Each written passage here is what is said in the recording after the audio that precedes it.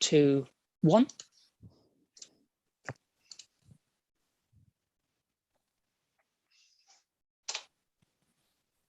Good evening and welcome to this meeting of the Economy and Place Policy and Scrutiny Committee being held remotely via Zoom. I think just to mention ahead of time that as the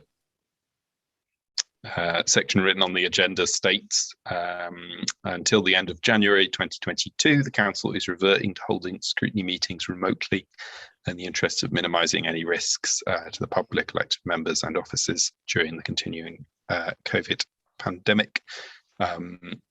Meetings are still being held in accordance with statutory requirements, and because scrutiny committees are non-decision-making bodies, and as such, this remote meeting will not be regarded as a formal meeting of the committee. You do have the opportunity for members of the public to register to speak, but I haven't had any notifications of that. So we will move through the agenda in that case. We come on first to agenda item 1, which is declarations of interest. Is there anything to declare, members? No, excellent.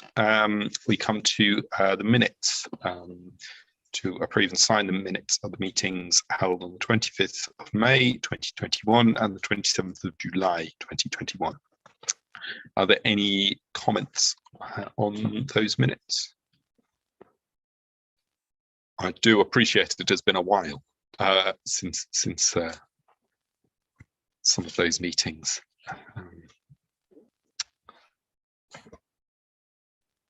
But okay. Very well. We shall approve those minutes as accurate if there are no other comments. As we come to public participation, of which we have no registered public speakers, but to note that these public meetings are webcast and are available for the public to view at any point. So point 4 on the agenda is the local transport plan update. I think would officers like to come on and present on this? Hello, yes. For those of you who don't know me, my name is Julian Ridge. I'm the Sustainable Transport Manager, and I look after the local transport plan, amongst other things. I'm joined here by my colleague Dave Atkinson, who is Head of Highways and Transportation. Okay, so I'm now going to share my screen and show the presentation that we've put together for this meeting. So if, Chair, you could possibly give me a wave if you can see my screen.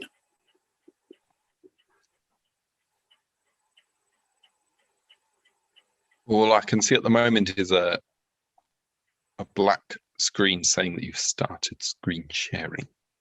Right. How about now? That's much better. Okay, right. I'll lead off with this then. So this is a presentation that is generally saying where we are and what the concerns we have at the moment are. I will run through it. So topics to cover. I'm going to give a bit of a recap on the activity that we've undertaken so far in working on the local transport plan. I'm going to give an update on progress about some of the complementary initiatives that we have running at the same time, so particularly the carbon strategy in the local plan, but also the economic strategy. I'll talk a little bit about what is emerging for the LTP and the emerging themes that we're beginning to see. That's complicated a little bit because we're waiting for the publication of government guidance about what we do for the LTP. And then I'll talk a little bit about the next steps in the process. Obviously, that's a bit of a work in progress at the moment. We know what the next steps we as an authority are taking, but because we're waiting for government guidance on the next round of LTPs, we're having to make some assumptions about what we think is going to be in that and what topics we have to cover. So in terms of progress so far, well, we've done quite a lot of work. A key thing that we've been working on is to get a recognition that transport is what's called a derived demand. It's a function of people's behaviour. For instance, if they're accessing economic activities or travelling for training or for leisure or whatever, that all requires transport. But transport in and of itself is not necessarily something people do purely to experience transport. They use transport to experience other things. And I think the other thing that we are working on that is very important in this is that transport has a really important role as an enabler of other policies. Obviously, perhaps the really clear link is between our carbon policy and our transport policy, in the way that we configure our transport network has implications for the amount of carbon that's produced in the city. So we've been working on that, and we've agreed a bit of a common approach about how we're going to define policy for transport, alongside the complementary strategies and which are moving forward in York. So the key strategies that we need to complement with our transport strategy are the local plan. Obviously, where you put new development has some big implications for transport. The carbon strategy, because the stance that CYC takes on carbon and how it will reduce its carbon footprint has different implications for transport. And the economic strategy, because transport has a very important role in supporting economic development of the city. But I think it's fair to say that although those are the main strategies that transport is supporting, it obviously also has an important role in lots of the other work we're doing. So development of walking and cycling has an important relationship to public health strategies that we're taking forward. The development of some of the infrastructure for the local plan is very important for housing strategy, so on and so forth. So as we're moving forward with all of this, we can see a bit of a skeleton of what the strategy will be addressing and what it will look like. So the external environment, the local transport plan, well, obviously really important. The local plan is probably the most important thing that we're doing in relation to transport. We're putting a lot of additional housing and development around York. That will have some pretty big impacts and implications on the city's transport and how that is provided. The carbon and climate change strategy. The emerging finding from that is that about a third of the carbon emissions in York are made by the transport sector, and the carbon and climate change strategy at the moment foresees 70% reduction in transport carbon emissions by 2030 if it is to hit the target that's being set. We mustn't forget that obviously transport takes place in a much wider government arena as well. So the government has its own policy priorities, particularly around active travel and bus services. And we are responding to the National Bus Strategy at the moment with a bus service improvement plan, which we submitted at the end of October. This sets out how we will develop the bus network, but obviously that has implications for transport, particularly what we can use the bus service for.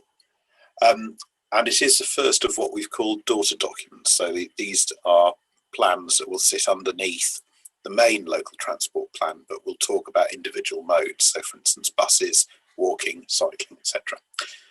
We've got an emerging economic development strategy. I had a presentation about that last week.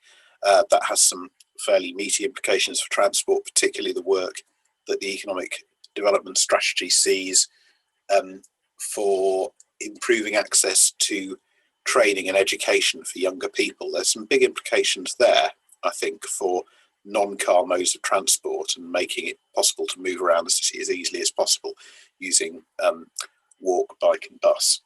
And perhaps the final thing, which will be very, very important, is that for about 10 years, a local transport plan hasn't been something that local authorities need to have as a statutory provision, but the Department for Transport is shortly to publish guidance for a new round of local transport plans with a focus on carbon, and to make the local transport plan something that local authorities need as a statutory instrument again. So there's a lot of change in the external environment. So implications for York's fourth local transport plan. Well, we always knew that carbon reduction was going to be a very important part of LTP4, but I think if the DFT is going to publish guidance on local transport plans, setting out how they need to address carbon reduction and probably funding them on that basis, that really ups the ante. The modelling that we're doing for the local plan is going to inform the scale of some of the change we need to make, particularly because it will forecast the amount of traffic that new developments will generate and the implications of that in terms of things like congestion and emissions.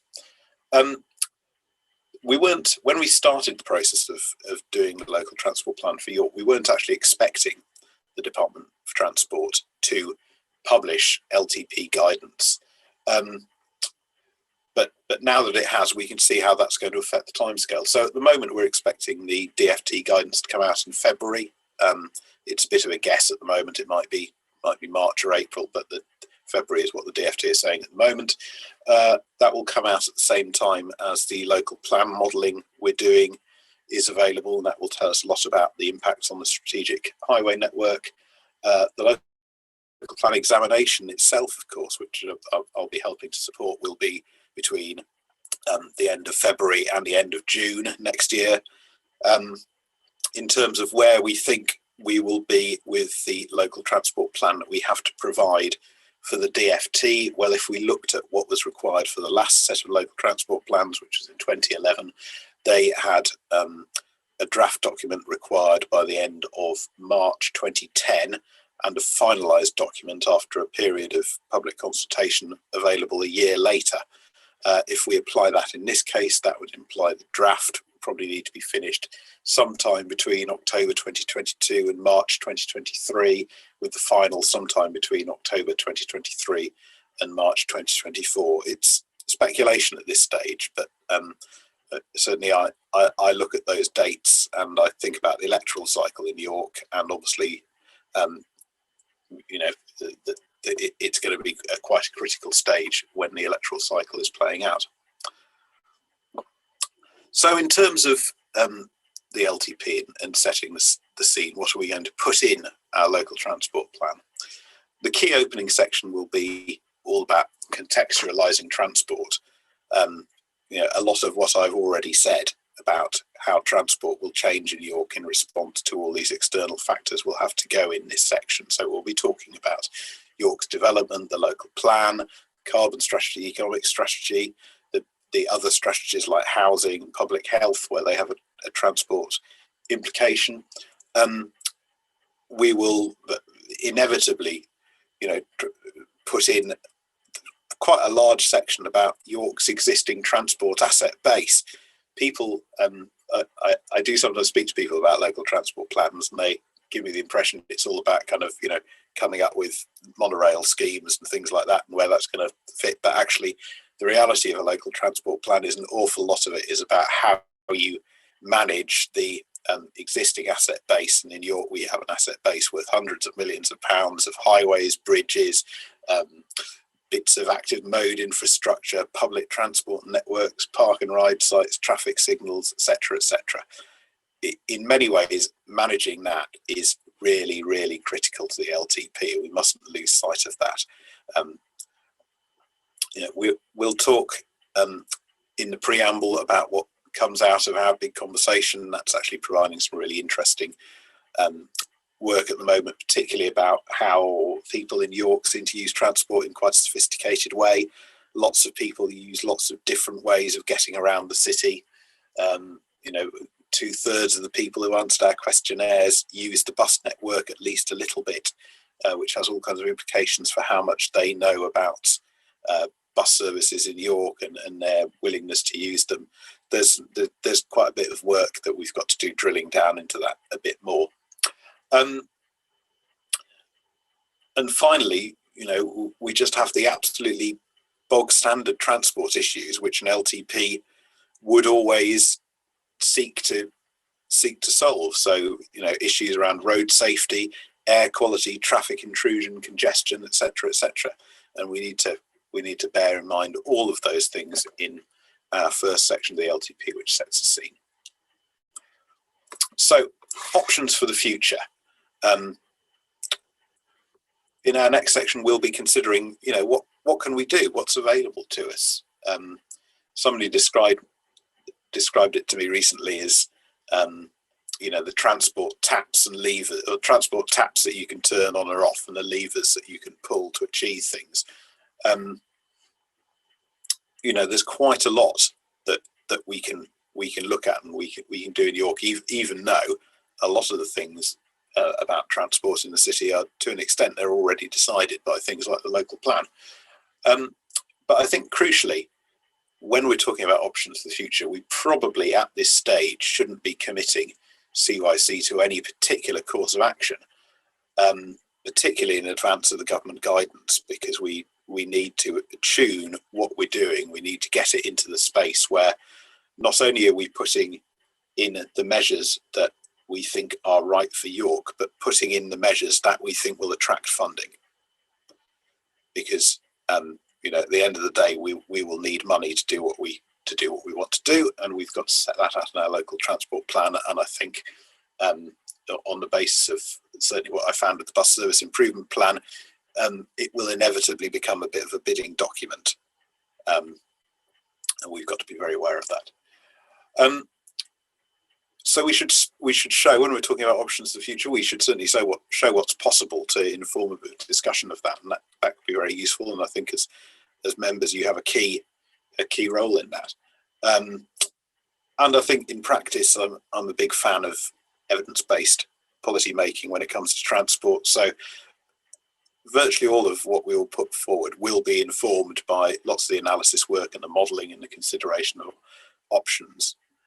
But as I say, critically, we need to be informed by the emerging government guidance so that we can align whatever we put forward in York's local transport plan with the funding opportunities. So what are our taps and our levers? Well, I think in a very high level, pretty much everything that we do can fall into one of four categories. Obviously, we've got a whole load of levers that we can pull about changing individual behaviours through persuasion and how we use our existing infrastructure. And the persuasion that we can use can be everything from providing very good public transport services and walking and cycling infrastructure so that people just use it as second nature, to what we do about parking, and we also have the existing travel behaviour change unit, iTravel, who we can also use to do more targeted approaches in particular local areas where we think there is a need to do that, and particularly in relation to all of the new development that we'll be building, it will be a really key role for iTravel in articulating to residents of these new houses how they can get around as sustainably as possible. We've obviously got laws around transport and transport policy. How we apply that locally. Do we do things like take the power that we may soon be able to get to enforce moving traffic offences? What do we do with our bus service? Are we more or less interventionist with that? Next, we can build stuff, and we are building an awful lot of things in the city already, because we've got the railway station gateway works, Castle Gateway, all the stuff that we're building for York Central, the outer ring road. I mean, I grew up in York, and I haven't worked in York for that long, but obviously I've known the city for many, many years. I think there's more going on now than there has ever been, certainly in my memory. And then the final thing is we've got, we can call for powers that we don't have at the moment from central government. We can make the case to do that. Moving traffic offences is something we can ask for, but there are also forms of revenue raising that come up every now and again, like tourist taxes and special taxes to fund particular bits of transport infrastructure, which are also discussed as possible things we can do. So government guidance so far, this is, we don't know that much about the emerging local transport plan guidance, but there are some glimpses of it given in the Transport Decarbonisation Plan, which was published in I can't remember where, October, I think, and I was very pleased to see that it has one of our electric buses on the cover of it. So I thought that was very good. So the 4 things that are talked about in the Transport Decarbonisation Plan are changing behaviours. We've talked about that before. So essentially, that's encouraging people to use public transport and active modes for a greater proportion of their trips. Reducing the need to travel. That's really quite interesting in a York context. I'll talk a little bit about that later. Charging schemes, query are what can you do in York? And then the final part is what's called decarbonising the vehicle fleet. So that we're on with that already with our electric buses, but there is a lot we can do with electric vehicle charging. As I say, we're expecting more detail next year. So some of the themes, these are some of my thoughts about what these themes imply really on a York basis. So under the changing behaviours theme, we've got quite a lot about making the most of the new investment that we're making already, all over the city already. So, how do we use York Central, the station frontage and the outer ring road? How do we use those to entrench the sorts of transport behaviour that we want to see across the city? Big question. As I've also already said, we've got the behaviour change work, like the work that the iTravel team are already doing. We have lots of work on overcoming barriers, particularly physical improvements. So to the bus service, the local cycling and walking infrastructure plan, rail development, to make it as easy as possible for people to use sustainable modes to get around the city. And I think the other thing that we will be working on is what I've called, I couldn't really think of a very good description for this, but I've called it changing the default option. Now, I mean, I remember when I grew up in York, if you wanted to go into the middle of York to go shopping, you drove to a car park, because that was the only way you did it, or you went on the bus. But we've actually changed the default option on that. So for lots of people, the default way that they will access the centre of York is now by park and ride. And before COVID, we were carrying about 4 million trips a year on park and ride. It was a really big, and when we did survey work in the city centre, I think that up to 25% of the people who were accessing the city centre arrived on a park and ride bus. It became really important, and for a lot of trips, it has become the default option. So next, reducing the need to travel. Well, I think that's quite interesting. We've got, particularly in York, we've got a lot of secondary centres. Can we do work in a secondary centre so that they fulfil a greater proportion of people's needs? So can we do things with the shopping offer, and so that people spend more time near where they live? And that's sometimes described as things like the 20-minute city and the 15-minute city. And I know that Anne Hidalgo in Paris has done a lot of work on developing Paris as 20-minute city. Whatever we do there, it needs to include York City Centre, because York City Centre has quite a big residential population around it. Getting people into the city centre and making it an attractive place to stay is a big part of that, and that has some quite big implications in terms of things like what we do to improve the foot streets areas and some of the public realm. And I think there's also implications, and this comes out of the economic strategy particularly, about making sure that the communications infrastructure that we have in York is as good as it can possibly be to support home working. Obviously, a big part of that is broadband quality, and ensuring that stretches out across the city. Decarbonising the vehicle fleet, well, to an extent, we're on with this already. I mean, we've got one of the largest electric bus fleets outside of London at the moment. We've got the e-scooter trial. We've got quite high adoption of e-bikes. We're doing trials of e-cargo bikes with businesses through iTravel. There's quite a lot of work going on at the moment. Then there is provision of charge points for EVs. Obviously, we've got quite a lot of on-street and in-car park infrastructure in York at the moment, but we are also installing the hyperhubs. And finally, there's our own fleet and what we can do to decarbonise that. And obviously, that has two levels, really, because we've got the council, the sort of direct council fleet, so our liveried fleet. But we've also got a whole load of people going around York in vehicles on behalf of council business, and some of those people work for the council and some of them don't work for the council. So how do we use our taps and levers to try and decarbonise that fleet as much as possible? Charging schemes, I'm not going to really discuss that. That's a bit of an open question. But finally, I wanted to say that actually there's an awful lot outside of these DFT categories, and no doubt we'll be advised about this as the local transport plan guidance comes along.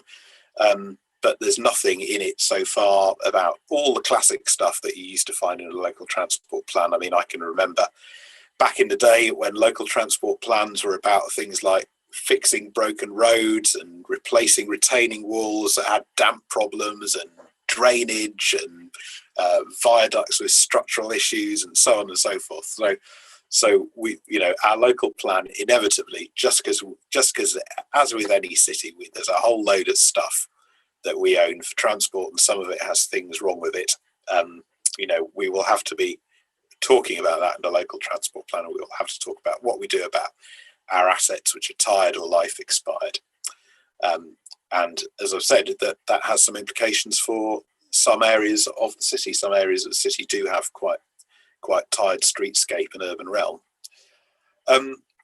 Having mentioned schemes for main roads and bridges, we'll need to talk about that if there's anything that is on the timetable for the next 10 years or so.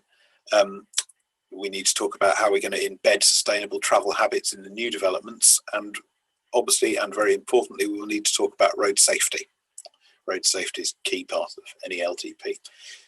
So we need to, one thing that we're working on at the moment in the team actually is looking at how all of these policies fit together, and where are they mutually supportive and where are the tensions, because there are some tensions in transport policy often, particularly efforts to anything which encourages people to travel more can have a tension with carbon strategy, where you're trying to reduce carbon emissions. So there are tensions, and we do need to work through those. So we're on to the last two slides, you'll be pleased to hear. So I think first of all, there's some concluding thoughts to this, and I'd be interested in the thoughts of the people on this meeting about this. So I suppose first my concluding thoughts is, well, transport policy at the end of the day, often people do think it's about building stuff, but it's not really just about building stuff.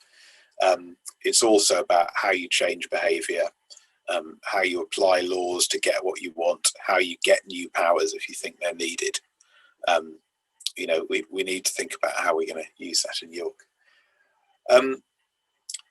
Secondly, we're obviously developing more and more of an understanding of the challenges for the LTP as things go along, and as we get more evidence behind us and we assess it to greater depth and we carry out more public consultation. And that's very good, but there's obviously the question of when we stop doing that and when we start writing the thing, maybe that needs to be informed by the DFT guidance. The DFT guidance, as I say, the central policy environment, is a bit of an unknown at the moment. We've got some inklings of what it will be, but that will soon change, and soon we will know what that guidance is. We've got to think very hard when it comes out, how we're going to take account of it, look at what's going on in York, and write a document which will help us access the funding to deliver what we want to deliver. And finally, and this is related to the fact that, you know, there are so many moving parts in this at the moment, we need to be very careful to balance making progress with our LTP with avoiding abortive work that's left behind by, say, whatever is announced for the LTP guidance from DFT. So I thought finally I'd just say a little bit about what the next steps are. The next 6 months or so actually are going to see an awful lot of activity around transport. And we need to think about how we tie all this together. So we're expecting, first of all, we're expecting to have an announcement about our active travel fund application, which is a bid that we put in August, primarily for measures for cyclists and pedestrians. We're expecting to get that next month. I had an email about it yesterday from the DFT saying that that was their proposed timetable for making an announcement. But once that's made, we're going to have to think about how we address that, how it fits into the local transport plan. In February, at the moment, I'm expecting to get the new guidance on LTPs. Obviously, that will tell us, you know, what buttons we need to press, I think. The bus service improvement plan, our bidding document to the DFT for improving York's bus network, we're expecting to hear about that in February, and that will go straight into a process that we've got running at the same time, which is upgrading our existing bus quality partnership. In late February, the local plan examination will kick off. The first part of that will be talking about infrastructure. Obviously, transport infrastructure is very, very important in that, and we will be publishing the infrastructure delivery plan quite soon, which will set out exactly what transport infrastructure we are providing for the local plan in York. And obviously that infrastructure statement will be quite interesting because it's, you know, there is a lot of infrastructure being built in York, you know, a lot of which is known about. So for instance, the outer ring road improvements and what we're doing at the station. But I think this, when the IDP is published, that will be the first time that has been displayed in one place, and people will be able to see everything that's planned to go on over the 15-year period of the local plan. In the spring, the climate change and economic strategies will be published. They will be very important in identifying our external policy environment. And finally, we will be producing an initial policy paper probably towards the end of the spring, but obviously that needs to fit in with all of those other things. So really, that was the end of the presentation about the local transport plan. I hope that's been useful and has told you a little bit about where we're going with it. I'm quite happy to have questions. Thank you very much, Julian. I don't know if members have any questions or comments. If you want to stick your digital hands up, I shall come to you. Councillor Taylor. Oh, thank you, Chair. Am I on? And thank you, Julian. I think, first of all, I'd like to say the City of York Council often gets criticised for not having joined up thinking, and I'm therefore pleased that we are considering some major themes together of transport, carbon reduction, the economy, as you've said. I think that's important that we underline that. Just some specifics then, questions and comments together. Julian didn't mention the word transshipment, and I'd be interested to hear your thoughts about transshipment of goods into the city centre. Very much approve of some form of support we can make for local shops. That's always been a theme of mine, that if people can shop locally, they don't have to get in their car to drive up to the supermarket. And the other point was about home working, which you touched upon. And obviously that's been given a bit of a push by the pandemic.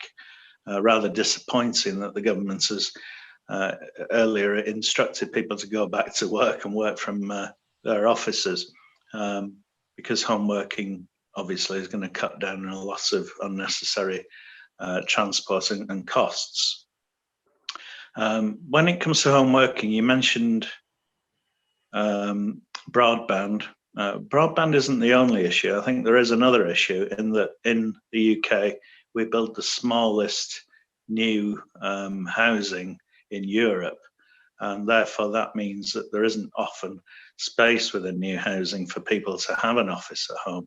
And I do think that's something that we somehow need to address, and rather a big issue to address. Those are my points anyway. Thank you. Thank you, Councillor Taylor. Do you want to come in on any of that, Julian? Or? Yes, of course. Yes. I mean, in terms of transshipment, you're quite right, Councillor Taylor. And we're looking. Dave Atkinson, who's on the call, is looking into this specifically with freight. I didn't mention it, but it is something that we see as an important part of this. I think your second point was about. What's the second point? Local jobs. Local jobs. Local jobs. Yes. Yes. Local jobs for local people. Yes. Well, I absolutely agree with that. I think it's a big. I mean, I find it very interesting, sort of looking at my own local area. Just how many more people? I mean, I was someone who worked from home a little bit before COVID, but just how many more people you see around, during a day and in the local shops and things like that. It's quite striking, and I think that is something that will continue. And we need to think about.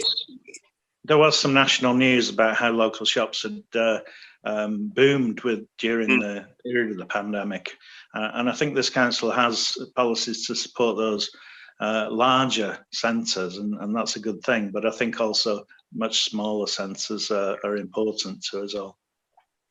Yeah. Sorry, carry on, Julian. Yeah. And then the final point about home working, I think that's really interesting.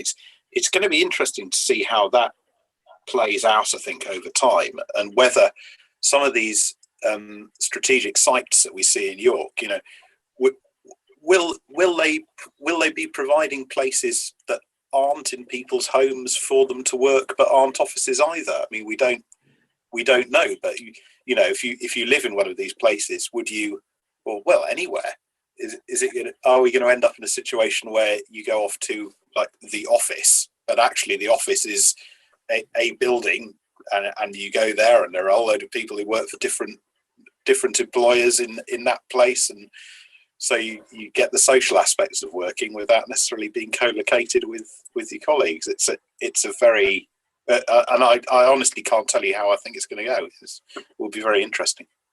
Yeah. Sorry, can I just come in? Yep, of course. Just on the transshipment question, Councillor Taylor, we've got a piece of work ongoing at the moment which is funded by DEFRA, and we're looking at a feasibility study and a pilot around transshipment. I think that there's quite a sort of well-used, I mean, it was in LTP3 about a single freight transshipment centre, and I think what part of this is we've got to break down some of got to break down into more detail what freight transshipment actually means, small parcel, large freight, because it's a very different thing, and it's a thing that's driven by industry as well. And what I would see, I think it would be difficult, for example, to have a single transshipment centre on the outskirts of York. It'd be difficult to achieve, it'd be difficult to get the land. What myself and Julian refers to it in the BSIP application is about using multimodal hubs around the city, and I think that's what we're likely to do. We're having discussions with the rail industry at the moment, as well as these other things coming through, and then the whole industry around that is about encouraging shift to sustainable transfer or sustainable movement of goods and freight, whether that's e-cargo bikes, and there's a balance. So there's an example in London where they'd managed to, there's a particular, I think I'm trying to remember off the top of my head the particular area, but basically in a nutshell, they managed to transfer something like 60 diesel vans to something like 40 cargo bikes. And the stats are quite impressive, but but the trade-off is that you need much larger vehicles to bring the goods into the hubs in the first place. And that's when I talk about the scale of it. It is a balance. So the answer's not a single thing. It's an ecosystem of things that work around the city that involve rail, heavy goods vehicles, etc., etc. And then I think, and what we'll probably start the trial, which will be around 6 months, in around March through to the autumn, and that'll be to look at movement of small parcel. So we'll seek to get the e-cargo by sort of providers involved in that work when we get there. One of the obvious issues is, which cuts across all of the items in Julian's excellent presentation, is available space to do any of these things across the city. And I think it was a really key point that Julian made also then about home working. And I think we've got a couple of variables in terms of climate and the global pandemic, and also the acceleration of technology, which will mean we'll have to be fleet of foot and flexible in terms of how we implement measures off the back of the local transport plan, sort of in future. But I mean, we're already seeing emerging businesses in York who are offering space for people to use as office space, and I think it's really important from a mental well-being perspective, as well as a social perspective and a productivity perspective, depending on what your particular sort of domestic environment provides you a challenge, and what work you particularly do. Appreciate the update, Dave. It'd be interesting to see how the experiment goes with transshipment. Thanks. Yeah. Mm-hmm. Thank you. Councillor Douglas. Thank you, Chair. I'd like to ask some questions around timelines, because I think what perhaps we were told as a committee in late summer, early autumn, about the timelines and why we decided to have this meeting here was because a report and some early form of an LTP was coming through to executive in early 2022. So I'd just like to know what has kind of changed there, and so that I'm clear as to what we were expecting and what actually is going to happen. And then I suppose around timelines, goodness me, there's so much happening in the city and to the city and our region, isn't there, that is so important, and transport is going to be hugely important, and it already is. So, you know, already I have grave concerns that we're making quite serious decisions around infrastructure and development in the city that isn't backed up with the kind of local transport plan that you've just outlined, Julian, that I think is critical at this moment in time, to be frank. So I'm just interested in your thoughts around devolution and the combined authority, how that's going to impact our transport planning, and with the potential of devolved powers around transport coming to our region. And then also things such as York Central and how that will impact the movement of vehicles and people around our city, and how we make sure that we've got that strategy in place to make sure that that is done correctly before everything is set in stone, and that we're not looking back and saying, goodness me, we should have had these LTP4 principles, many of which you've outlined, in place, ready for that. Because I have to say, and you won't be surprised, that I've been saying recently that I think there have been recent decisions made in the council that should have had transport at the forefront of that decision making, that I saw little mention of it in reports such as the car parking strategy and Haxby train station decisions. So, you know, I think these timelines are hugely important, and I'd like to know your thoughts on all of this and how it works, if I can, please.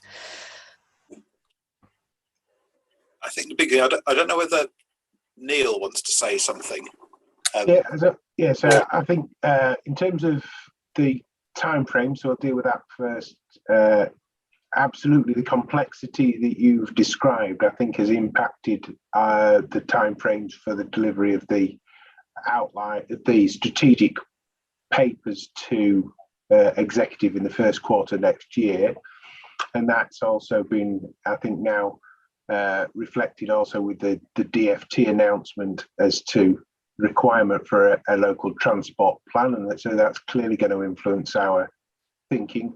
Because as much as anything of the issues that Julian's outlined, we would need some guidance from the DFT in terms of LTPs as to what their view of decarbonisation of the fleet will be. So effectively, that will have a significant impact on what that means for our climate change ambitions in terms of the DFT's view of what they will accept as a reasonable assumption around decarbonisation of the national fleet, and how that then there needs to be taken into consideration in your plans for such things as sustainable transport, etc. So that's also at play. And then what we've clearly seen in terms of the the big conversation and the work that's emerged from the climate change strategy and the work that's emerging from the economic strategy is there's clear areas of conflict associated with those strategies. So there are views as to, well, how do you achieve a 70% reduction in climate change impacts from transport and manage to keep an economy and put an additional 20,000 homes around the city when you've got a planning framework that absolutely requires, and the developers would be absolutely within their grounds to say that they need domestic vehicular access.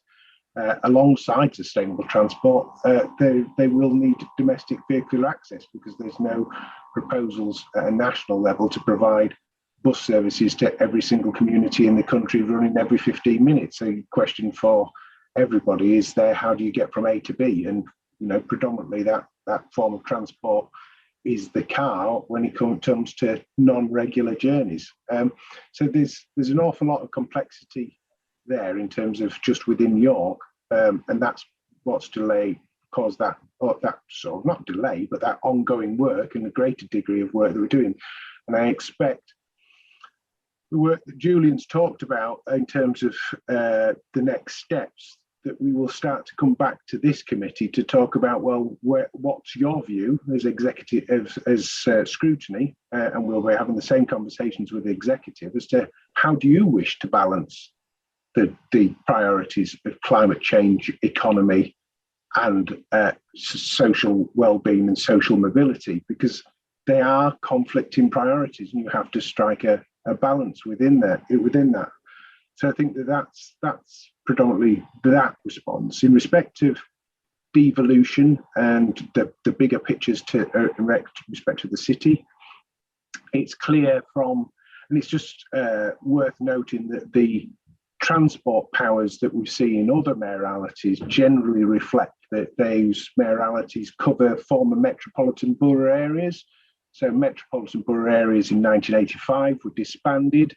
The subsequent unitary authorities that were established had a second tier authority above them, which was a transport authority, and therefore the mayoralties have taken on board those transport authority duties. I think in the case of Necker, where that wasn't the case, they haven't taken on board the local transport plan responsibilities at that combined authority level. This spring we're going to have the negotiations, we understand, but clearly that it's not in our control as to when they start, with government as new authorities to determine what powers the new mayoralty will have, and indeed what powers the government will require that mayoralty to have. So that discussion on transport at that regional level will happen. But we are, as part of the devolution asking for significant contributions towards the transport infrastructure. So one does envisage that central government will we're saying, well, if you're asking for multi-million-pound transport investments as part of your devolution ask, we require a mayoralty as a government, then we will expect that mayoralty to have a role in developing and delivering transport strategy going forward. So there's a discussion, debate to be had, and clearly next May we are looking at the new unitary North Yorkshire elections taking place, so the shadow authority is established. So we've got to see who takes on board the leadership of the shadow mayoralty, and again start to engage with them as an authority to have that discussion with central government, because they might have a slightly different perspective than the current North Yorkshire County Council that doesn't have many of the obligations that the districts do. So that brings another layer of complexity and uncertainty to the future. York Central, we've got an outline planning application for York Central. It's clearly defined in there what the principal transport infrastructure will be to facilitate the 2,500 homes, the 1 million square feet of development. But the specifics are subject to reserve matters applications. We've obviously had the application in respect of the Spine Road, but what we haven't had is the subsequent applications for the multi-storey car park that was proposed within the outline planning application, the western entrance to the station. We know now that HS2 Eastern Leg isn't happening, but there's still suggestions that platform 12 and 13 will continue to develop for York. I think for me, the interesting piece about that is, and Julie reflected on the 4 million passengers a year on the park and ride, is that there's up to 10 million passengers a year go through York Station, which is, an incredibly sustainable form of transport. And we account for 6% of the rail transport in the north of England. So as far as York Central is concerned, in terms of its position, it's ideally placed for sustainable transport. It will be at the heart of our park and ride system. It'll provide an interface with the rail system, and we've significantly invested in the cycle and bus routes to it through the Tadcaster Road investment. That's part of the Transforming Cities Fund linked to the front of the station, and we've already invested £4.5 million in the improvements to Scarborough Road, so Scarborough Bridge. So again, cycling access and the new proposals for Bootham Park with the cycle route through there, providing that connectivity through to the station as well. So there's an awful lot happening, I would agree, Councillor Douglas, at the moment, and there is no such thing as perfect decision making. We have to make decisions based on the evidence we have in front of us at this moment in time. LTP3 provides a really good framework. I haven't heard any feedback from our big conversation that there'll be any suggestions that we'll be significantly amending the priorities in there in terms of sustainable transport modes, and the climate change outcomes from their consultation are also reflecting that that's something we probably need to double down on. The challenge for you as members to consider is, how do you grow the city, which you're required to do under planning regulations, and how do you do so in such a manner that those people have successful careers and jobs, and therefore social outcomes are positive as well. So lots of questions you asked, hopefully some attempt there at answering them, and we'll see where we go.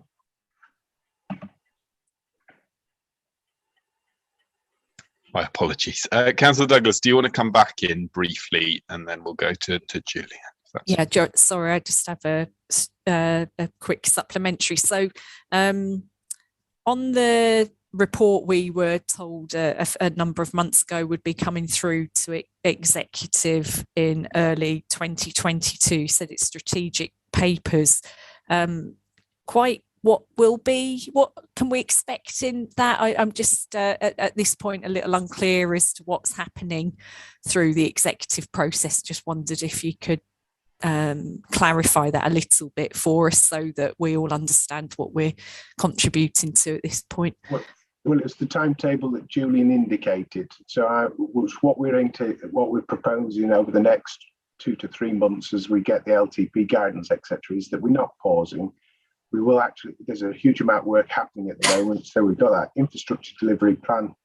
We'll come forward with the actual infrastructure necessary to support the new developments. you'll have the emerging priorities coming out of the climate change strategy, the economic strategy, and the transport strategy. And I think we'll be bringing those back to this scrutiny to say, here's 3 sets of priorities that are emerging. Here's the outputs from the my big conversation, and here's some analysis we've done for the local plan. How would you like us to work with you to strike the balance between all of these priorities? Because that's what you're being asked to do as councillors, is not say transport is a priority, economy is priority, housing is a priority. Unfortunately, you're asked to do it all, and we need to have a conversation with you as to how that translates into policy.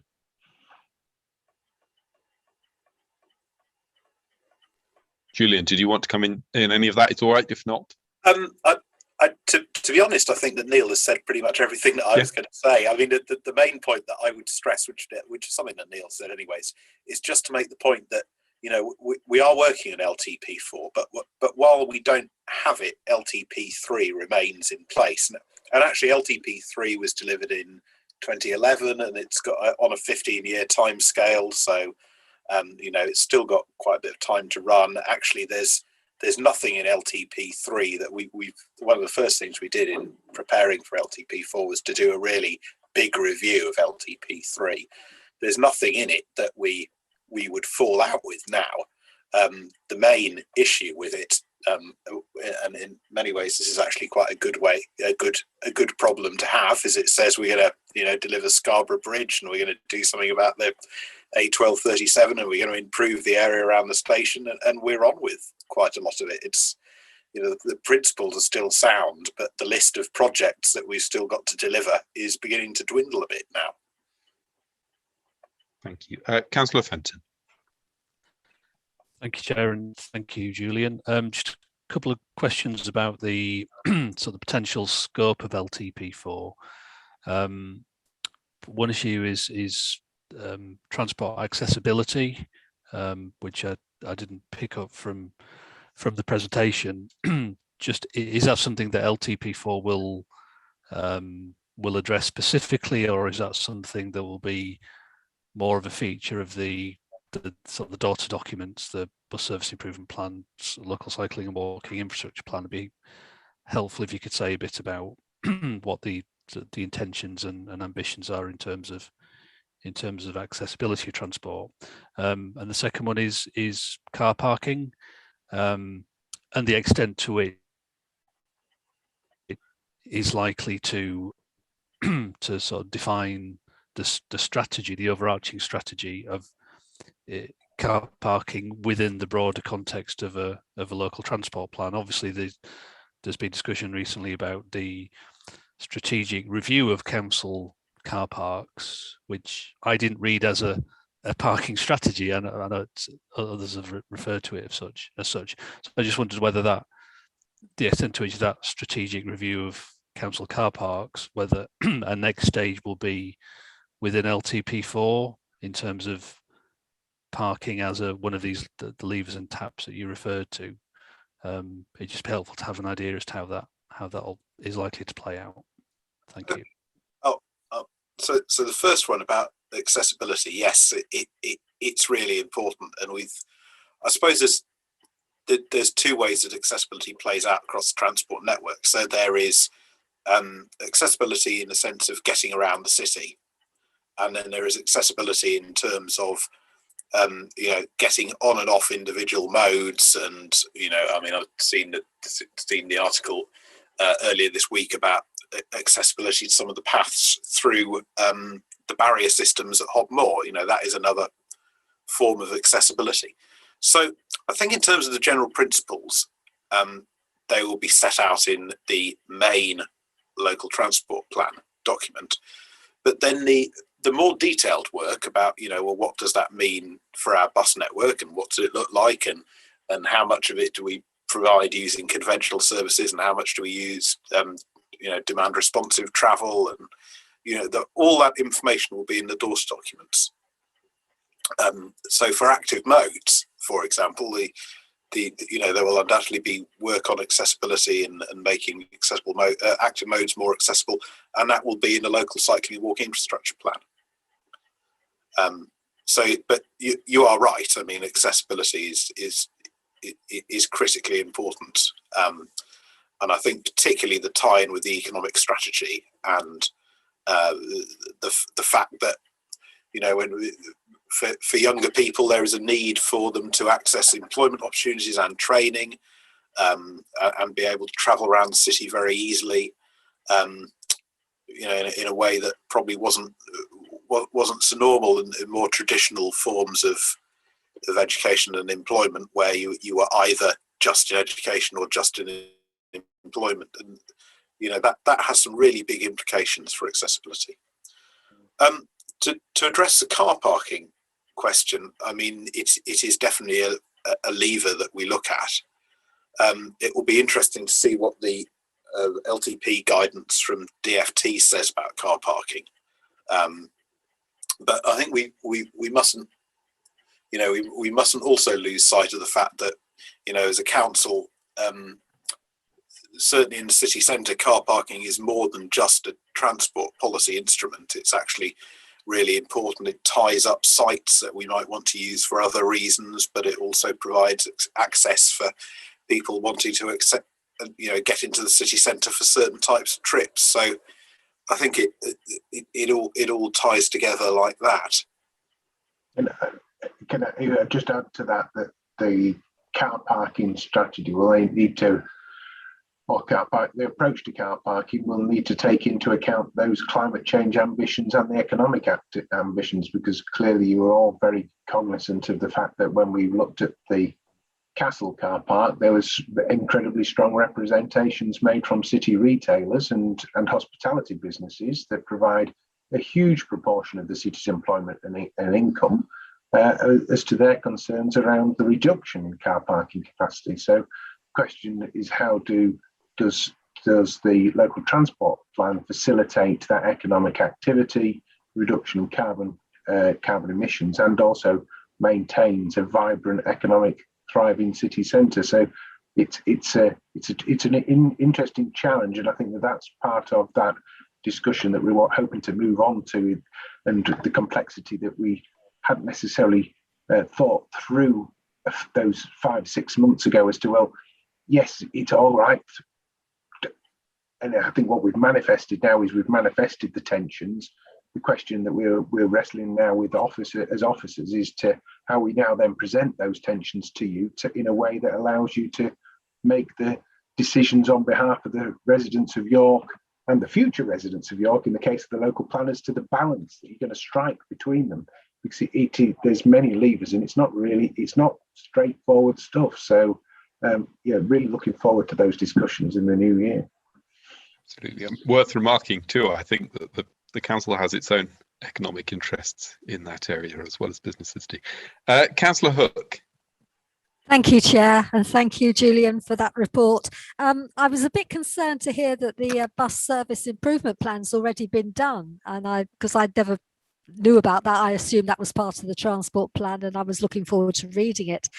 Is it set in stone now? Because if the government comes through with some more guidance that says more buses, would that mean that it'll vary? That's the first question. I mean, obviously, you know how I feel about buses in my area, because back before I was a councillor, I used to do less than 2,000 miles in my car because I could use buses all the time, trains all the time. But now I have a 20-mile round trip to go around my ward, and that's quite a long way and a lot more miles. So it would be nice that. One thing someone said about working local offices, I know that when COVID rules started to relax, the Poppleton Centre was actually advertising rooms in there for people who needed more office space. That's obviously limited by how much space that has, but perhaps use of libraries and things like that if they had more space for extra offices. And I'm just concerned that these new developments are coming, they're all sort of one car per house. And unless we've got really good public transport, people are soon going to be parking cars all over verges everywhere and just creating general chaos and turning new housing developments into car parks, and it'll just be horrible. So that's all my thoughts just listening. So I don't know if you can answer any of those. And so, well, yeah, thank you, Councillor Hook. Go on, Julian. Certainly. Well, the bus service improvement plan, we had to submit that to a central government deadline of the end of October. We didn't have any choice about what that was. We had quite a lot of guidance about what should be in it.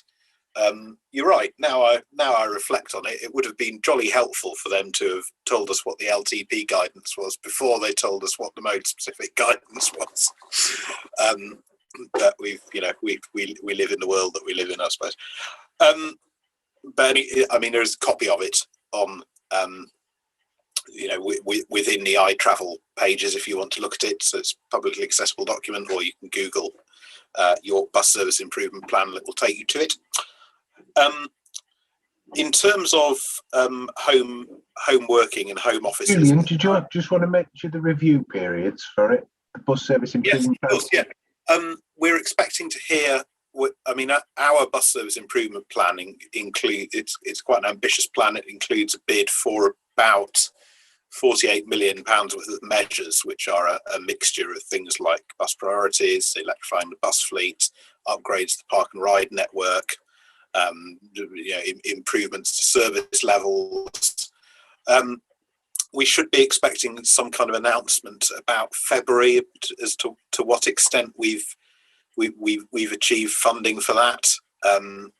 The DFT being quite vague about it at the moment. It's a little bit difficult to know how the funding will be allocated. So is it just going to be allocated according to a measure like population, or are local authorities are they going to fund 10 local authorities BSIPs in full and nobody else's? We don't know. But obviously, depending on what funding we attract, we'll calibrate our response to that. For your question about home working, I agree. It's just going to be. We're just going to have to see how that works out. There are undoubtedly levers that we can pull, particularly in the new developments, about what is provided within the existing urban fabric of York. I think it will just be interested to see what does the market provide, what do people organise themselves to use, what springs up in the secondary centres. And all I would add to that is that what's very important for us to consider, for example, for the local plan perspective, is the evidence base around the deliverability of homes and what's desirable in the marketplace. And I think climate change scrutiny last year, we had, I think, 4 of the largest developers in the region all came along to climate change scrutiny and basically articulated that people want houses where they can park their cars. And we've seen that in York, where we've got those developments where we're clearly and rightly, through policy, looking to restrict car parking capacity.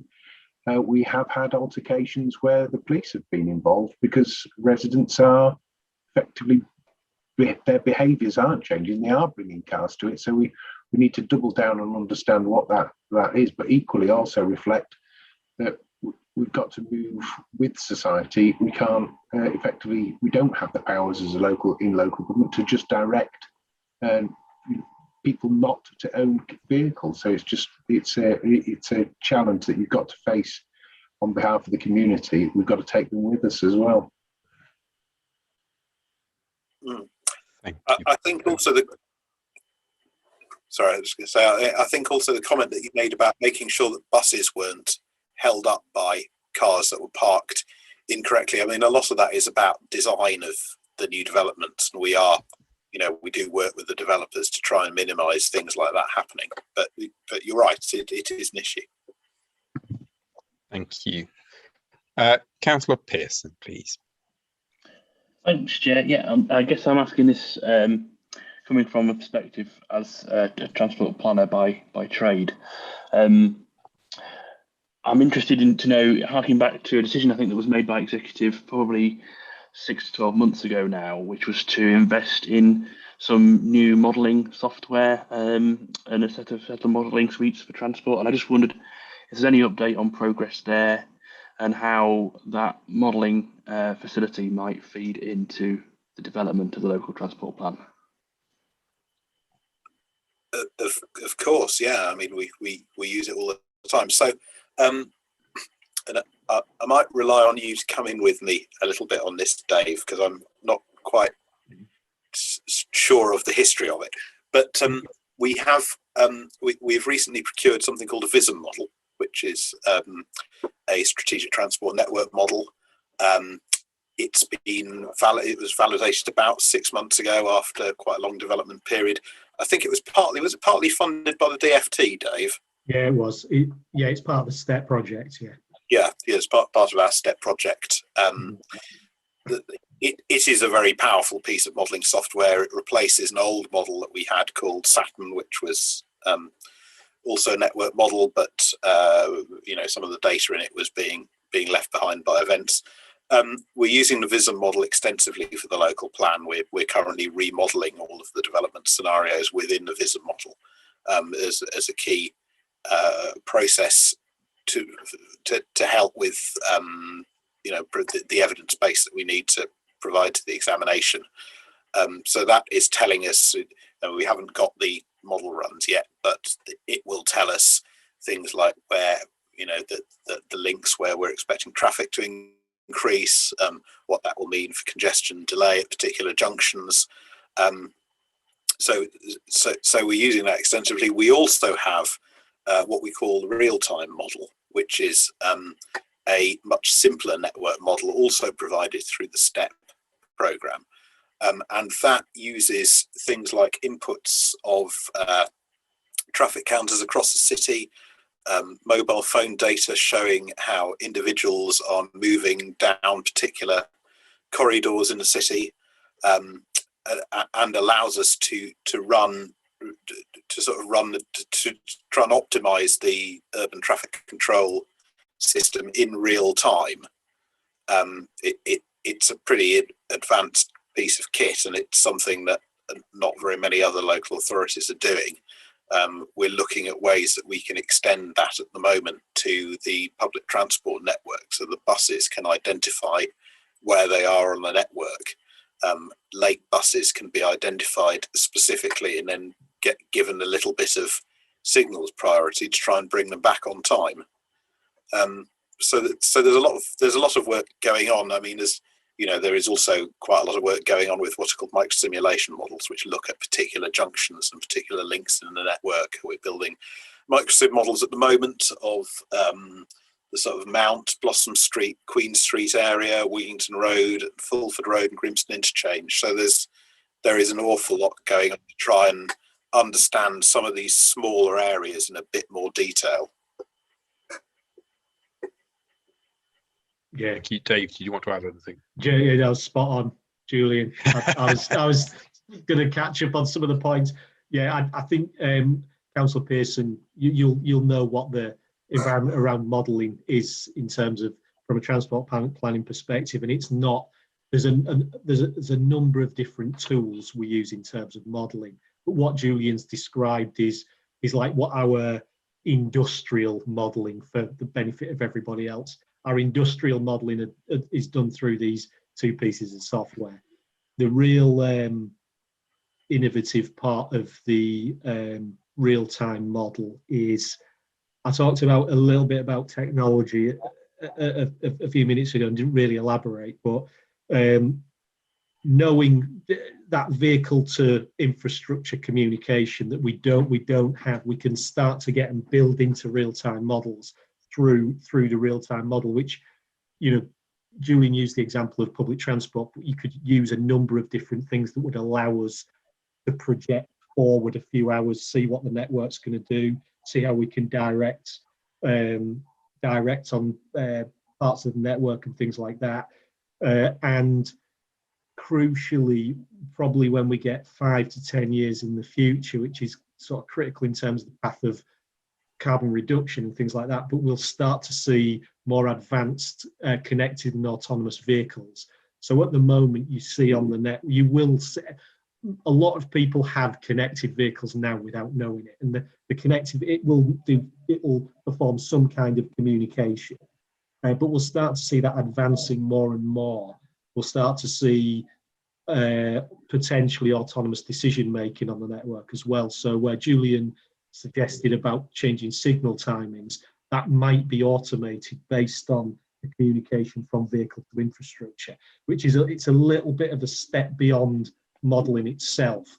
But I just wanted to give you a flavour of where technology would go in terms of transport and how we could take advantage, and the fact that we're really well placed because we've got this real-time model.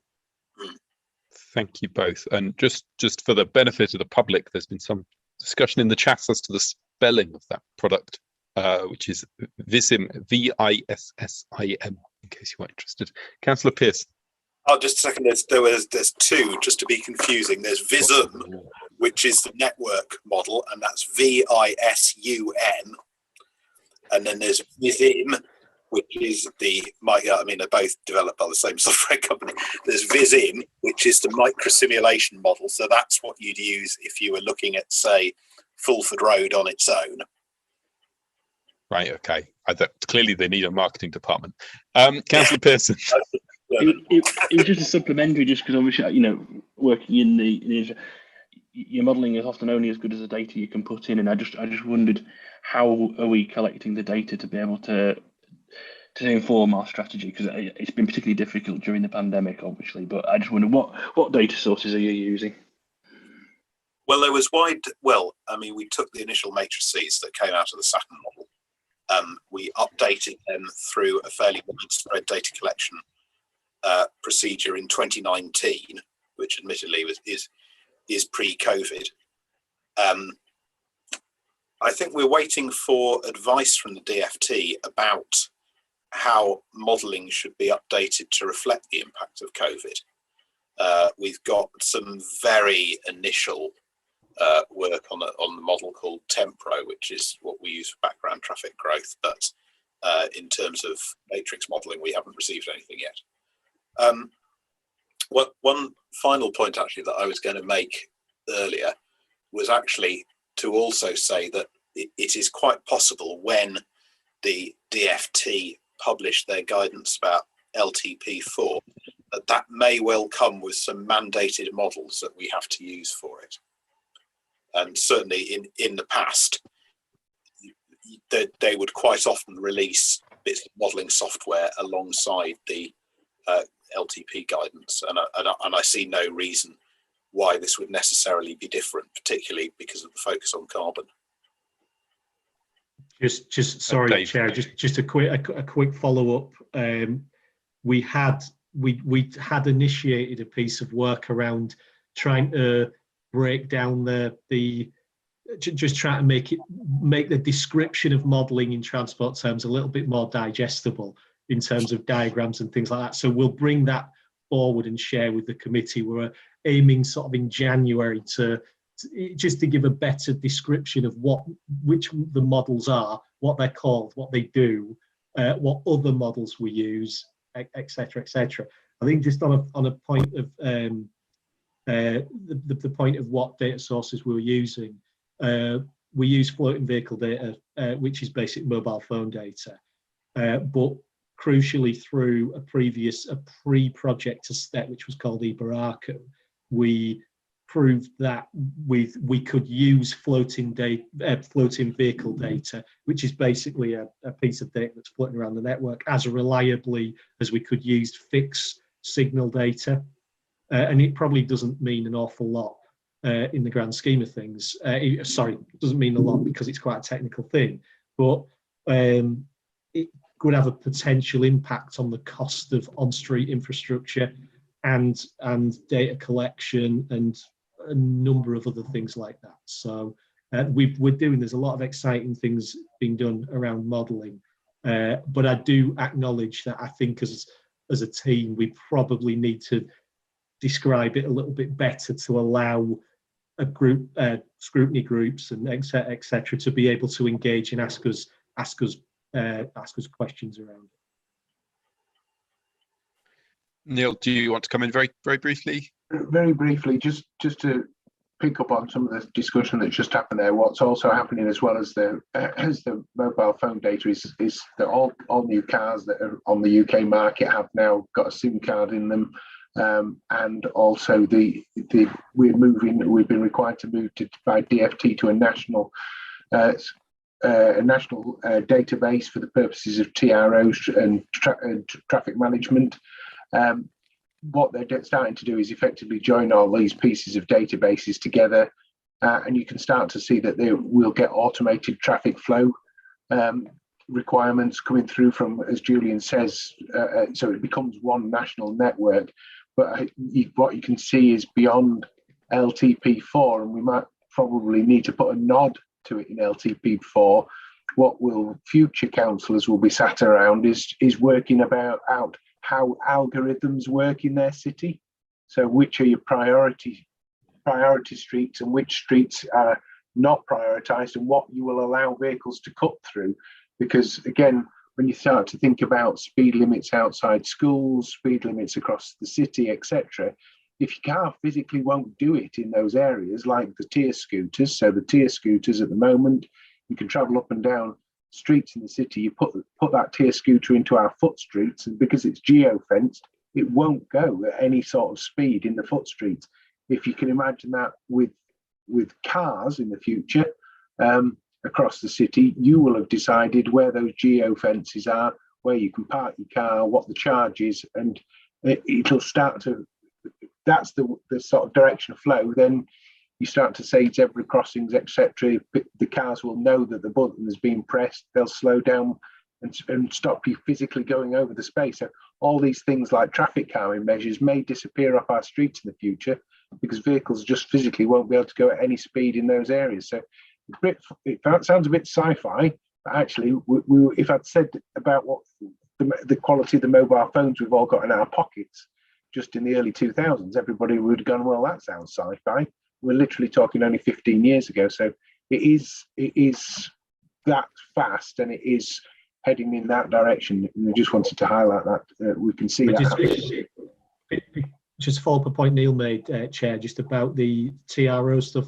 That will also allow us to manage curb space as well. So for deliveries, parking, and things like that, it'll that level of detail of data will allow us things beyond traffic flow, but where origin, destination, how we can control that more automatically, and ultimately through algorithms. It also can be. But I mean, these are things that will be brought to members to consider. I think it's fair to say over the next few years. I don't think it's something that will just happen in the background and all of a sudden it'll emerge. But I think we'll have further debate as these things develop. Thank you. And I think in the more pressing future as well, we might have some other things that they impact stuff like parking more, such as government mitigation on pavements. If I can just come in with a couple of points, if that's all right. I think, and I guess you kind of touch on this in your opening remarks. For me, one of the most crucial parts of this is about joined up thinking, and it's about people needing to go from A to B on a system of transport. And at least the way I see the system of transport in the city at the moment, I think by quite a lot of modes of transport, that's quite difficult. And we talk about a large number of people using park and ride services, and obviously that is a good thing for some reasons, but it's also kind of evidence that most people are willing to take the bus, but they can't take the bus from one place they need to one place they need to go. And I think for me, at least, the crucial area here that this is most prominent in is cycling, that we have a scattering of halfway decent pieces of cycling infrastructure in the city, which have no conceivable link between them. And unless you have that link between them, although it's very nice to have Scarborough Bridge, it doesn't really kind of fit into a general scheme of transport for cycling across the city. And while we're talking about things like cargo biking, if we're talking about a situation where most people are not going to be able to ride a bike in the city centre, which is, I presume, where they're going to be delivering the goods to, I don't really see how you're going to have a sort of transshipment system if you can't go to where you're going to drop the stuff off at. So I think from my perspective, at least, the really key thing to not miss as an opportunity here is to have a sort of system whereby somebody can go from A to B through the city on a joined up cohesive transport system. And I just can't perceive at the moment that that is possible for most of my residents. Okay, do you want me to come back on that? I mean, I think it is a really big challenge how you do all of this. I mean, I say that as someone who's been aged considerably over the last 12 months trying to work out how you do this on Tadcaster Road. But it, you know, at the end of the day, you know, with York as with everywhere else. I mean, we've got a set of existing transport assets. A lot of the major roads are Victorian, maybe not as wide as we would like them to be. I mean, I think a really important role for the local transport plan, and particularly for the DORS documents like the local cycling and walking infrastructure plan, is what, you know, how are we going to do this? It's going to be a really big job. So what do we do first? I think is, you know, and we will have to come back and engage with you on where those priorities lie. I mean, it's, you know, big question is what should we be updating stuff that we've got at the moment, but which, if you look at it against the current standards, that doesn't meet them. You know, a lot of our existing off-road provision probably doesn't meet the standards that are set out in LTN 120, but in many ways it's perfectly satisfactory. It's heavily used. You know, we don't receive very many complaints about it, or is it on building new stuff? Yeah, it's, yeah, we will all have to keep talking to each other on how we do this. Yeah, and I think that's the key to me, Councillor Norman, is that if you were to start to try and impose one network as a priority over the other, you end up crippling one system or another system. So it's either buses, or it's either cars, or it's cycling, or it's pedestrians.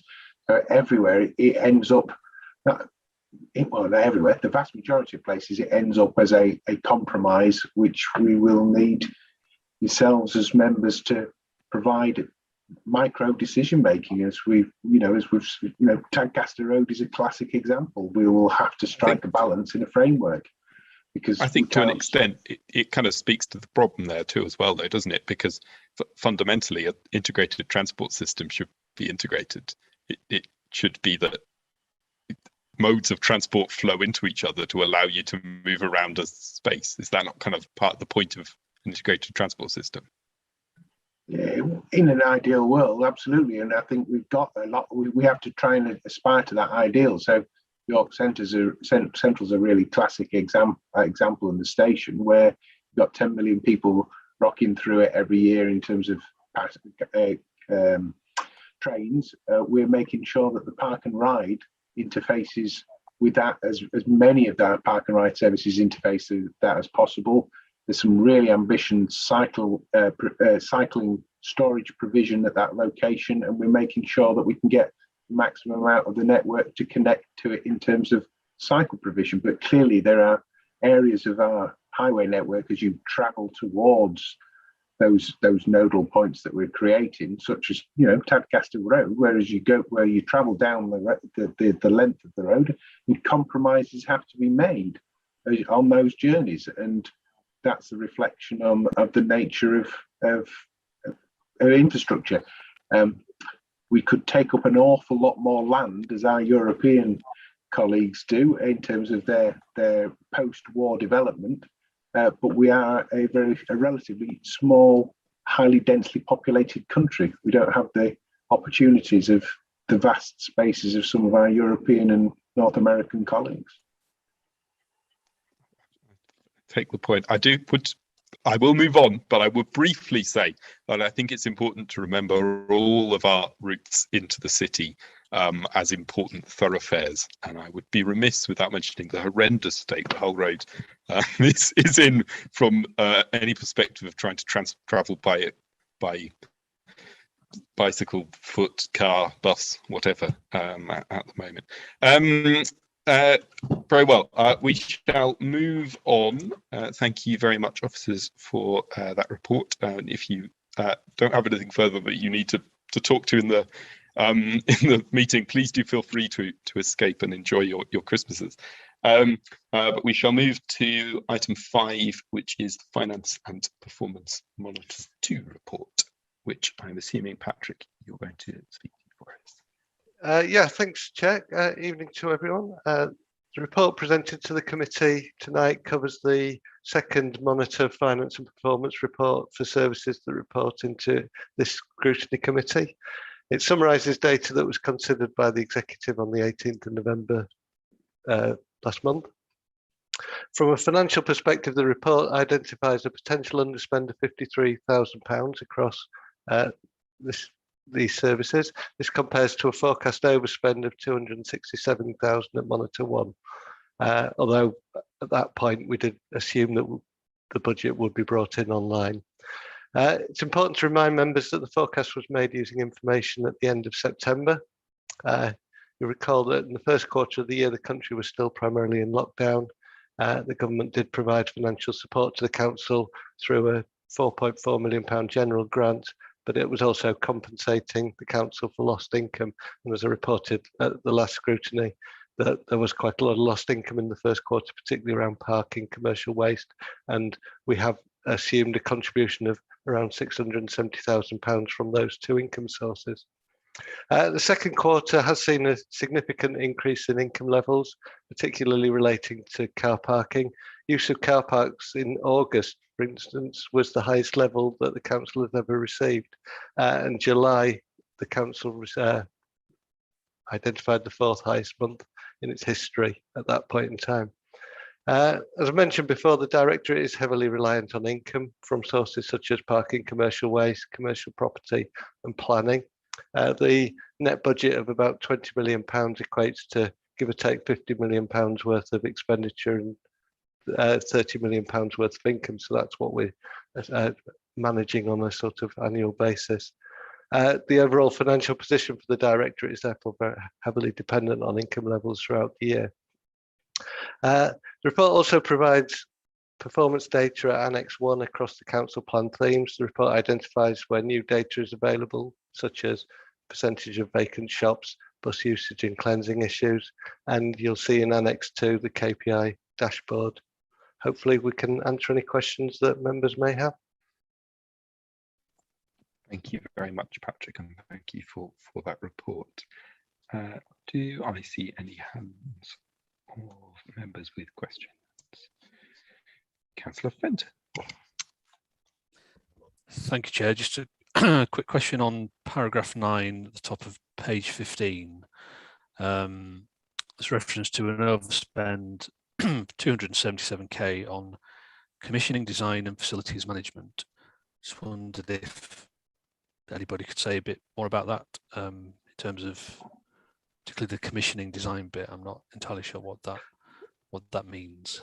Okay, yeah, so facilities management, this is primarily the team in Nick Collins' area led by Ian Asher, which does design of major capital schemes across the council's portfolio. A lot of that is with schools. A lot of the work is done for schools. And there are pressures within that service, whereas a lot of the fees that they've agreed with schools are fixed, but the costs, partly because of difficulties in recruiting and retaining staff, we've had to bring in external consultants and support to do some of that work. And there is an ongoing budget pressure in that area. I know that Tracy, as the director in that area, is looking at how we can manage some of those areas. Just confirm we're reviewing the structures and there are engagement with schools in those service areas.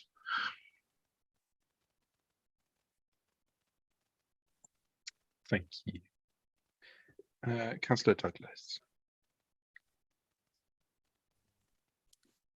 Thank you, Chair. I notice on the performance indicators that both, as we had already identified, cycling numbers are steadily falling and also walking numbers are falling since 2018. And seeing as we've got, oh, have we lost our transport people? We have now, haven't we?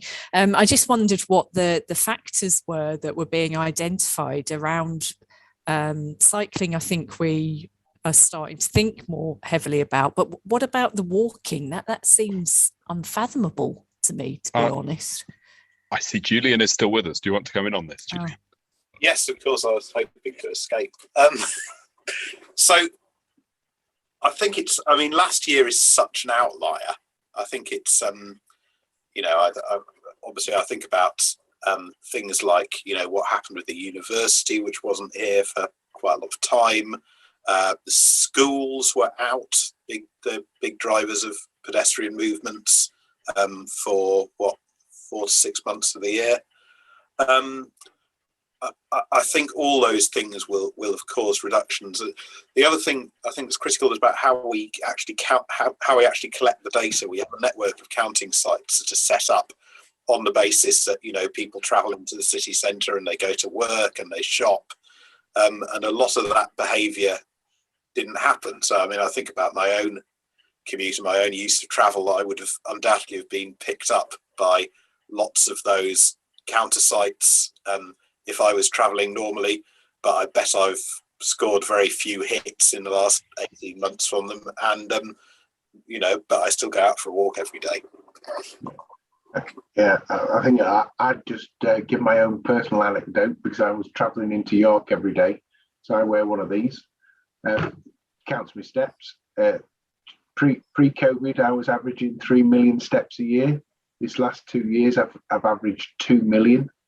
That's 1 million steps less per year, because I'm not undertaking that daily commute and walking from the station backwards and forwards at both ends of my journey. And this is something that public health colleagues are picking up, as well as sort of post-COVID problems in terms of health communities, and what does it actually working from home and a more sedentary lifestyle mean? I think issues like Julian said, your daily walk is going to become a really interesting piece. And then the question is, how do we measure that as a local authority? What sort of provision do we need to make to facilitate that daily walk if people are working from home?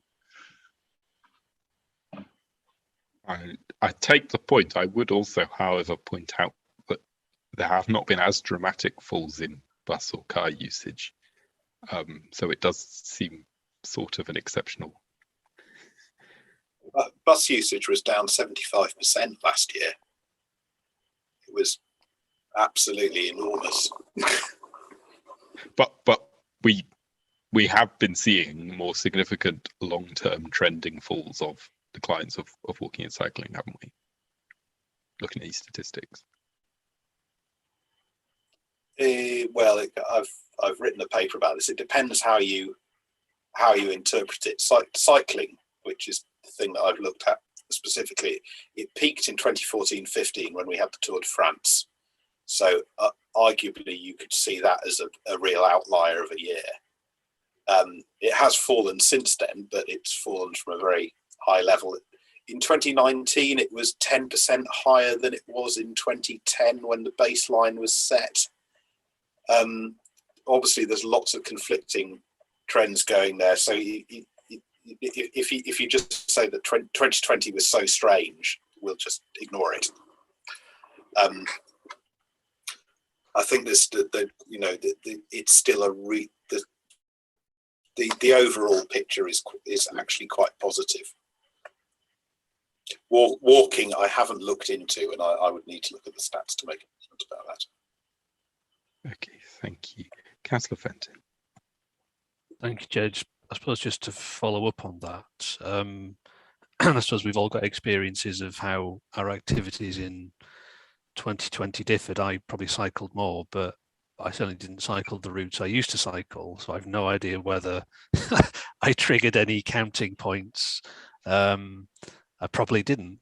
So again, on the back of our discussion earlier about LTP4 and how we measure the success or otherwise of our priorities, then is there something there around how we measure, how we count, where we count, in order to have as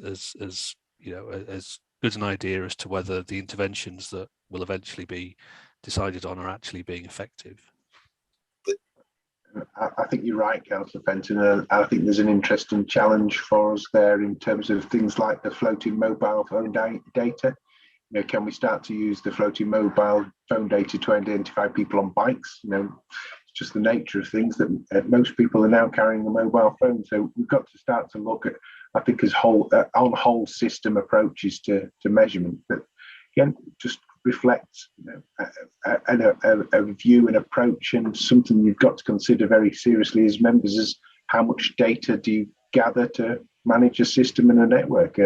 These are all very large scale questions for society as to how much control and information we want to gather as a state.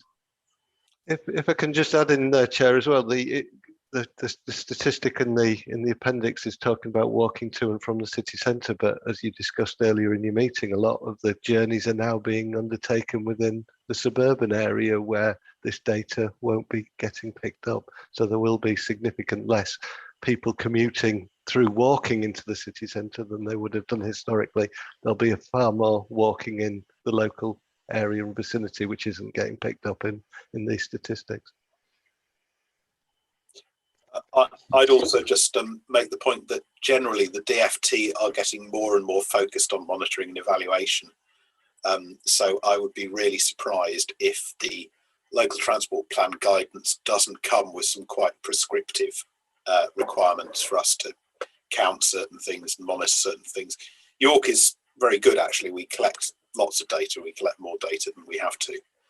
And actually that's been a bit of a godsend in the initial research that we've done about LTP4, but I suspect there will be some quite weighty monitoring and evaluation requirements for the new round of DFT LTPs.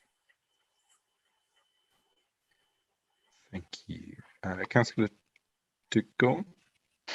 Yeah, I was just going to add the point that since last summer, the iTravel team have had the Better Points, I think it's called Better Points app, which is a bit like Neil's thing that can count your steps, except it's based on an app that identifies whether you're walking, cycling or whatever. And so that data, I don't know what level of sign up we've got for that, but that potentially gives you sort of some data from people, all modes of travel in the city, from wherever they live to where they're going during the week. So that might give us a little bit of an insight into how behaviour patterns have changed and how much people are walking or cycling or using public transport, as well as the driving. Yeah. Councillor Douglas. Thank you. I've got a question about the performance indicator around it's CJG 68, median earnings of residents, gross weekly pay, gender pay gap, and it's showing that it's gone up, and up is bad during 2020 to 2021, but the actual amount is £54 per week, compared to 133.80 the year before and £100 per week the year before that. I just wondered if somebody could talk to that indicator and explain what's going on there, please. I think we'll need to defer to Simon in a later meeting, or we can get you a written answer, Councillor Douglas. Okay, yeah. Thank you. Yeah. Thank you for that. Are there any other points members want to raise?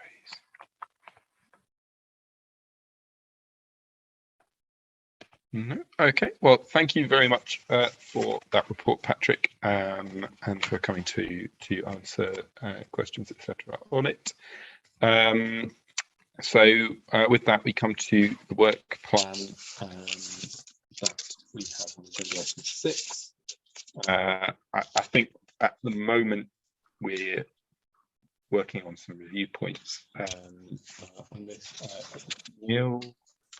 Just to say, I've had an offer today from the North Yorkshire LEP to come along to a suitable CYC scrutiny. Obviously, they're looking ahead for a combined authority where there's just 2 unitaries existing. So clearly, the LEP would be administered by ourselves and North Yorkshire rather than all the districts' involvement. So they'd like to start to engage with a suitable scrutiny in York. So that offer has been made this week to yourself as a committee. They're happy to come along at your convenience.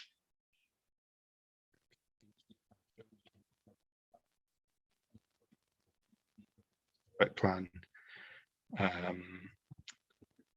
as we discussed going forwards. Councillor Douglas? Yeah, I was just looking at the January meeting, and we did discuss a slight change in focus of that meeting, and I think also we raised, we weren't quite sure around the first item update on carbon reduction, what role Pauline Stutchfield has in that, and we wanted also Councillor Widdowson to speak to her plan for net zero for York Central on that day. I just wondered if somebody could kind of outline what is going on within that meeting, if there's any update on plans for that. Yeah, so I understand that we have invited Councillor Widdowson. I don't think we've had a response as of yet. We have invited Pauline Stutchfield and Claire Fole. Pauline's role in that, I don't know if officers can clarify. No, I'm not my area of responsibility, Councillor Norman. But I think the only comment I would make in terms of the York Central update, the CSMC had the landowners to their meeting on the 1st of November, and I don't believe there's any material changes from that presentation that went to CSMC on the 1st of November. So just in terms of the allocation of your time, you might want to consider another topic on that. Clearly, there is the question to Councillor Widdowson, which is for you to consider. But in terms of the landowners, they did come along and did quite a comprehensive presentation to CSMC about where they were, what was happening on site at that moment in time. And I don't believe there's any significant changes over the last 6 or 7 weeks in that regard. I'm sure Councillor Douglas will correct me if I'm incorrect on this, but I thought my understanding was that we wanted to talk from a transport and sustainability perspective specifically, and to talk to that very specific issue rather than have a sort of general conversation about York Central as a whole. Is that kind of Councillor Douglas broad? Yeah. Yes. Yeah. Agreed. Yeah. My only comment is that it would reflect the outline planning applications. There is no reserve matters applications come forward as yet, so I'm sure that they can help reiterate back to the Scrutiny Committee the obligations in the outline planning application, but it wouldn't be particularly a significant update from what Council already knows as to its requirements of them, and until such time as they do get potential occupiers and a delivery approach to deliver the site, which they've clearly articulated they're working on, I don't think there'll be significantly more than what we've imposed on them as an authority at this stage. But clearly, it's for them to determine whether or not they attend or not. I'm just advising as to I'm not sure that how much additional information you'll get out of it as a scrutiny. Thank you, Neil, for that. I think, yeah, the specific point was discussed last time too, and there seemed to be some confusion about the role of the committee and its transport sort of responsibilities. And I think it is important to note that we do have transport under our hat, and it is important that we keep an eye on that. So I think with that in mind, unless there are any other significant alterations, thoughts on the forward plan as presented, we will continue to adapt to myself, and Councillor Daubney will talk through any other changes. Councillor Pearson? Thanks, Chair. Yeah, just more of a practical point, really. I keep making these kind of points just around the sort of timing and dating of meetings in the future, which I know is sort of the scrutiny chairs must meet to decide a lot of this sort of stuff. But it'd be really good to get engagement from the committee members on that kind of plan, but particularly things like a December meeting. It's one of the most hectic times of the year. If possible, months like August and December, can we try and avoid those kind of months? Appreciate we've yet to see what the scrutiny plan is for the year ahead. So I think as we begin to think about that, and as you feed into that as a chair, it'd be useful if we bear that kind of thing in mind. Always happy to feed that back through scrutiny chairs, Councillor Pearson. I think it's always a difficult subject, finding times and days and months that work well for everybody involved is a difficult one. But I do take your point. Yeah, so we haven't set any dates at present, but we are working on them, and I'm sure democracy officers and ourselves as chairs will take that into account as we discuss.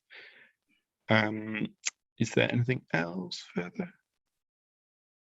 No, in that case, the only thing I would say, and I think this is something for myself, Councillor Daubney and Angela to discuss.